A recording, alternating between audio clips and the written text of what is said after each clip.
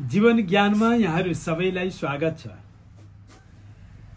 सपनामा नराम्रो सपना देख्नु भयो भने के गर्ने यस बारेमा प्रायजसो हामीहरुले सपना देखिन्छ रातिमा सुतेपछि।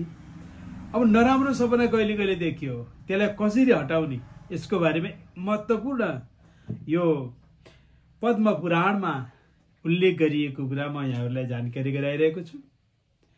वाराणस्याम दक्षिणे भागे कुक्कुटो नाम वै द्विज तस्य स्मरण मात्रेण दुःस्वप्न सुखदो भवेत्।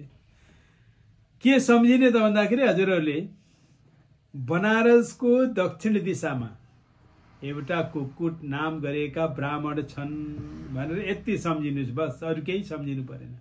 यति सम्झिनु भयो भने तपाईको सम्पूर्ण नराम्रो सपनाहरू नाश भएर जान्छ।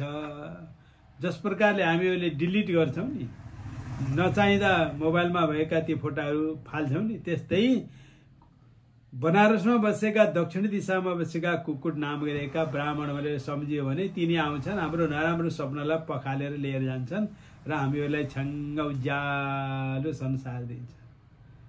त्यसो भएको हुनाले दक्षिण दिशामा बनारसको दक्षिण दिशामा बसेका कुक्कुट नाम गरेका ब्राह्मण सम्झिनुस्, बस यति भयो भने हजुरको नराम्रो सपना लाग्दैन, राम्रै राम्रो हुन्छ।